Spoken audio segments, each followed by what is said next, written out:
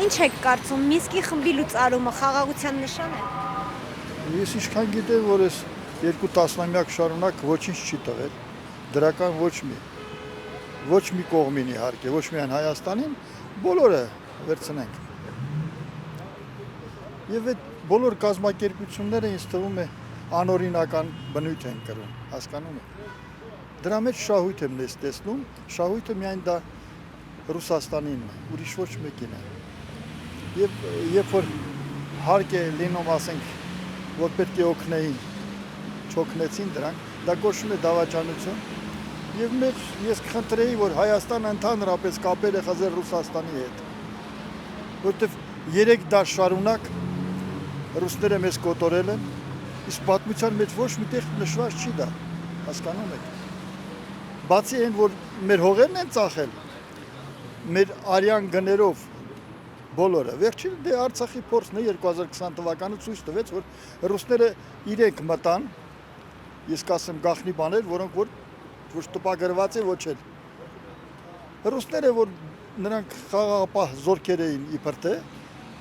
նրանց մեքենաներով, որ հայերը չէին ստուգում 2020 թվականին, ներխուժեցին Շուշի,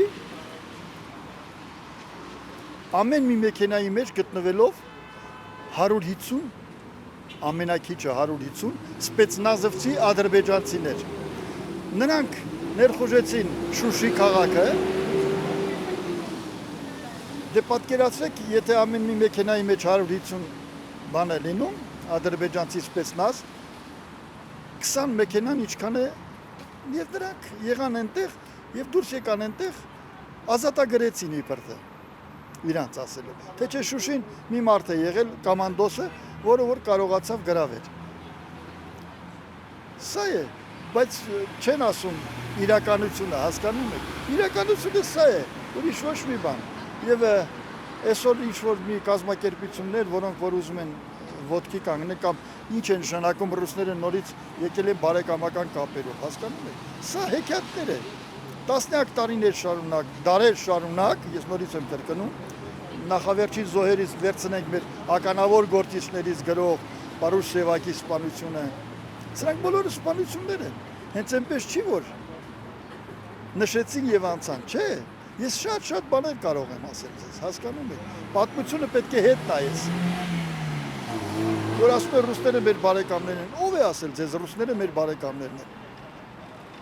Ռուսները բոլորի հետ, նայեք, տեսեք ինչ եմ ասում ես ձեզ։ Ես ինքս ճիշտ ավարտել եմ այնտեղ Ռուսաստանում, բայց դե հարցը սա չի։ Ինչ են անում իրենք։ Իրենք ներխուժում են տվյալ հանրապետություն, Ուզբեկստան լինի, Կիրգիզիա լինի, Հայաստան լինի, Վրաստան, վերցնում են իրենց մշակույթը, որտեղ իրանք չունեն ոչ մշակույթ ունեն, ոչ խոհարարական ինչ-որ մի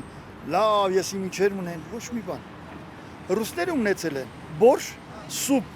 ռիբնի եւ կարտոշկա ժարինի։ Ես եղել եմ տարբեր տեղերում,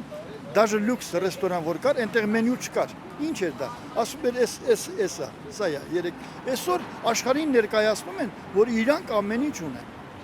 Հասկանում եք։ Ուզբեկականից վերցրեցին փլովը, Հայաստանից վերցրեցին ամեն ինչ։ Ոչ միայն մի բան, մի տեսակ, հասկանում եք, ամեն ինչ վերցրեցին եւ վերագրեցին իրենց։ Եվ այսօր աշխարհին ներկայացնում են, հասկանում եք։ Դա մեր թուլությունն է, ես ոչինչ չունեմ ասելու։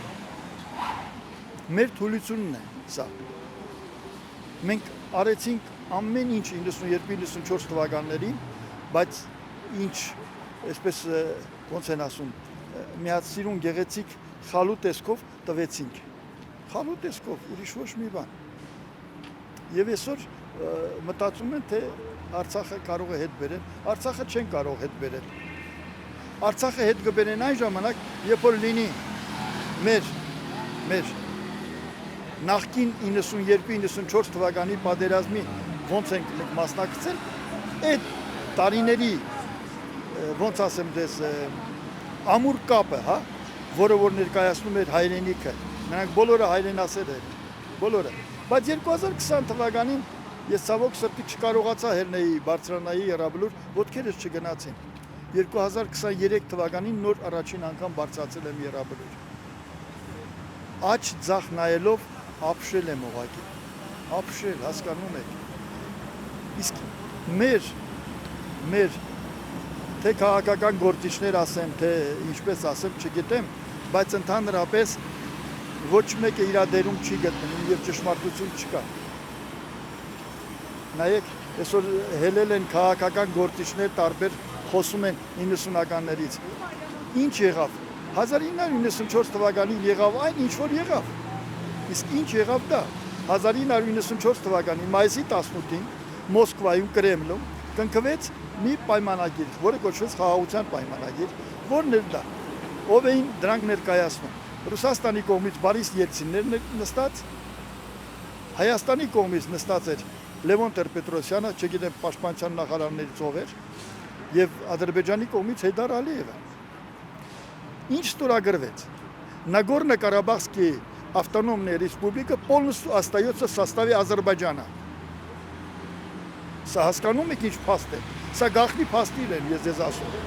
Թող գնան հետաքրքրվեն եւ բերեն, եւ նորից եմ կրկնում։ Եվ այդ փաստաթուղթը ամեն ինչ ասեց։ Իսկ միջև այդ եկեք այսպես անենք, երբ որ Ելցինը ընտրվեց, Ելցինը առաջին անգամ եկավ Հայաստան 1991 թվականին։ Ես ոչինչ չունեմ կարդալու կամ գրելու։ Իմը բոլորը գլխից մեջ է։ 1991 թվականին գալով Ելցինը Հայաստան, Լևոն Տեր-Պետրոսյանին ասեց, այսպիսի մի բաներ կա։ Ինչ էր ասել նա։ Նախիջևանը պետք է գրավես դու։ 91 թվականի մասին է խոսքս։ Լևոն Տեր-Պետրոսյանը ատկազ եղավ, քանի որ նա հայ չէ։ Հասկանում եք։ Հիմա 1991 թվականին եղավ մի բան, ինչ եղավ, կալցո օպերացիա, որը որ ռուսները կազմակերպեցին, և գրավեցին, ինչը գրավեցին, Արցախի դարպասը, ես չեմ ուզում Ղարաբաղ բառը օգտագործել, երբևիցե, այսօր որ հարցնում ենք Լեռնային Ղարաբաղում գտնվող այս բոլոր փախստականներին, նրանցից շատ քիչ մարդիկ կարող են օգտագործել Արցախ բառը, ուշադրություն դարձրեք։ Իսկ դրանք օգտագործում են Լեռնային Ղարաբաղ։ Մենք պետք չի օգտագործենք Լեռնային Ղարաբաղ, մեր հին Արցախն է։ Հասկանում եք։ Եվ 1991 թվականին կալցո օպերացիան սկսվելուց հետո գրավեցին Արցախի դարպասը, որոնք էին դրանք։ Դրանցից ոնց ասեմ, մեծ դեր էր խաղում Շահումյանը, Գետաշենը, Ազատը, Կամոն։ Ես ղարաբաղցիների հետ բոլորի հետ վիճել եմ, որ նրանցից ոչ մեկը չի կարող ինձ հետ իրենց տարածքում ինչ որ միտեղ ասի, որ այսպես չի։ Հասկանում եք։ Մի խոսքով չգիտեմ, ես մաղթում եմ ամենալավն ու բարին, բայց ինչ վերաբերվում է Մինսկի խմբին կամ մյուսներին, սրանք բոլորը Սարկովի բաներ էին, որոնք գցեցին բոլոր այդ ռեսպուբլիկաներին, այսօր արթնանում են։ Տեսնում եք Ղազախստանը, Ուզբեկստանը, չէ՞։ 5+1-ը Ամերիկայում, չէ՞։ Սրանք սա հարցեր են, այնպես չի որ։ Բայց չգիտեմ ինչ է լինելու։ Հասկանում եք։ Ես շատ լավ եմ տիրապետում ամեն ինչին։ Շարժման առաջին մասնակիցներից ես եմ եղել, 88 թվականի մասին է խոսքը, Իգոր Մուրադյանը և Վաչե Սարուխայանը, երեքով են եղել, հասկանում եք։ Բայց չկա ոչ մի տեղ, ես չեմ էլ ուզում այսպես մի բաներ ասել, բայց բախտ վիճակվի ես վերջո գիրքը գրեմ, որը որ կլինի հայ ազգի չգիտեմ ինչը,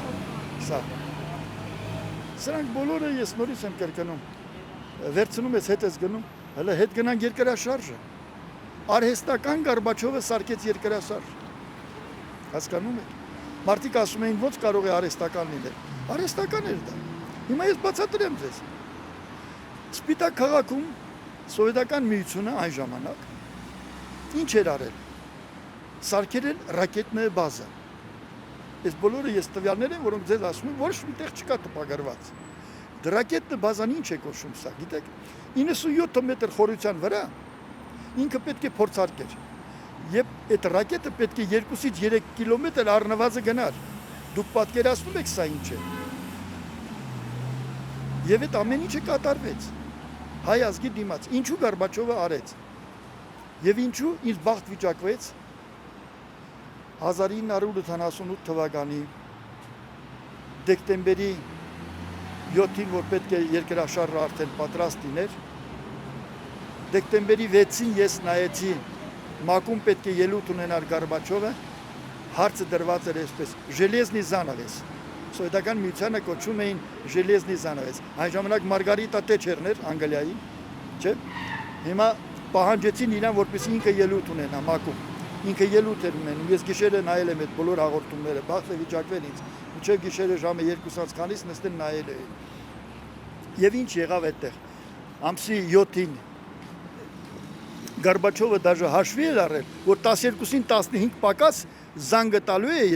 երկար դասամիջոց է լինելու,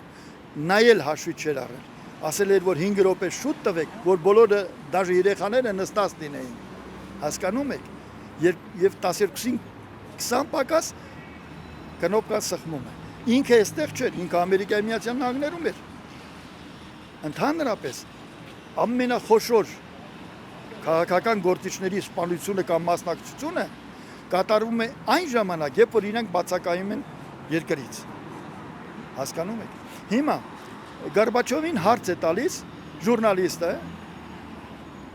որ ես բուկվալն ուզում եմ իր բառերը ասել, հա, ռուսերեն է, բայց ուզում եմ ասել։ Уважаемый Михаил Сергеевич Горбачев, у вас, а именно в Армении произошло огромное землетрясение. Патасхана Горбачеве. Да я знаю,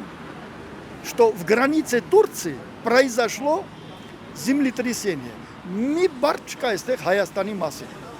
Հասկանում եք, մի բառ չկա։ Եվ այդպես շարունակ այս ամեն ինչը հարթվեց եւ գնաց։ Ես ինչու հետ գնացի եւ առաջ, որպեսզի մի քիչ այսպեսի ոնց ասեմ, կերպարացնենք, թե ոնց էլի խմբենք այսպես, հա, շատ բաներ կա ասելու, եթե կա ինչ-որ մի լրատվական միջոց, ես կարող եմ իրան այնպիսի բաներ ասել, որ դա ոչ գրված է, ոչ էլ կլինի։ Շնորհակալություն ամենայն դեպս ձեզ, բարին եմ ցանկանում ձեզ եւ բարին մեր հայ ժողովրդին։ Թող մի քիչ խելքները գա գլուխը։ Ինչ են տանելու այս միլիոնները իրանց։ Ուր են տանելու։ Վաղը Հայաստան չի լինելու։ Հետո ես ոչինչ չունեմ կորցնելու, ես հայրենիքի համար կռվել եմ, ամեն ինչ արել եմ, բայց փաստարկի այսօր կանգնել ենք մենք բոլորս ինչի առաջ։ Բոլորս վախենում ենք։ Եթե առաջ սովետական միության ժամանակ տղա էին ունենում,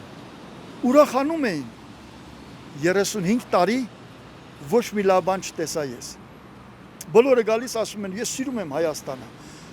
Դու սիրում ես Հայաստանը հեռվից։ Արի այստեղ ապրի, որպեսզի տեսնես ժողովուրդը ինչ վիճակի է, հասկանում ես։ Չի կարելի այսպիսի վիճակի մեջ դնել։ 7 տարի Նիկոլ Փաշինյան, ասում են Նիկոլ Փաշինյանը, չէ՞։ Ժողովուրդը ընտրեց։ Ժողովուրդը ոչ մեկին էլ չի ընտրել։ Սա հերթական խաղն էր Սերժի եւ Քոչարյանի, որ բերեցին դրոշակը տվեցին, ոնց որ դրոշակը տվեց Պուտինը Մեդվեդևին, հետո վերցրեց ձեռքից։ Հիմա ինչ կատարվեց թե Հայաստանում։ Ես հարց եմ ուզում ուղղել։ Եթե կա մեկ մարդ թեկուզ Հայաստանում, որ կարող է իմ հարցին պատասխանել, թող պատասխանի, իսկ եթե չէ, ես չգիտեմ։ Որտեղ է գտնվել ապրիլի 18-ից 23-ը Նիկոլ Փաշինյանը։ Նորից եմ նշում, ապրիլի 18-ից 23-ը որտեղ է գտնվել Նիկոլ Փաշինյանը։ Այս կլինի բոլոր հարցերի պատասխանը։ Մեր ժողովուրդը չգիտի։ Հասկանում եք։ Մենք շատ ոնց ասեմ ձեզ, միամիտ ժողովուրդ ենք, հավատում ենք վրաս։ Նայեք 5 տարի է անցել 2020 թվականից։ Ռուսները չէին հիշում։ Հիմա նորից եկել են, լցվել են ստեղ։ Սիրելիներս, մի մոռացեք։ Այն երիտասարդները քաջարի առյուծներ են դրանք, որոնք որտեղ են Եռաբլուրում։ Ես հավատացած եմ, որ 30% ժողովրդի չգնացել այնտեղ։ Երբ որ գնան այնտեղ եւ այնտեղից իջնելուց նոր իրանք հարց կտան։ Ինչպիսի առյուծ երիտասարդներ մեր կորցրեցին։ 4 սերունդ են կորցրել։ Հասկանում եք։ Հիմա Երևան քաղաքում ման եկեք տեսեք 20-ից 30 տարեկան տղա չկա։ Իսկ ինչ արեց ռուսները։ Բախտ վիճակվեց նորից 2021 թվականին ես եղա Գյումրիում։ Գյումրիում է 201 իրանց բանակը։ Բանակ եմ ասում։ Իրենք 20-ից 30 տարեկան երիտասարդներ բերել են լենինական, որպեսզի ամուսնացնեն մեր հայուի աղջիկների հետ։ Հասկանում եք սա ինչ է կատարում։ Սանք չեն նկատում ժողովրդի 90%-ը։ Նորից եմ կրկնում։ Եվ ես գիտեմ, որ նրանք վայենի պետք է լինեն, բայց նրանք վայենի չէին։ 10-ից 10-ին էլ հարցնում էի, գրաժդանսկ էին նրանք, բայց նրանք պատասխանում էին արդեն, որ իբր թե եկել ենք մենք ստե վերապատրաստման, բան այսպես, բոլորը սուտ է։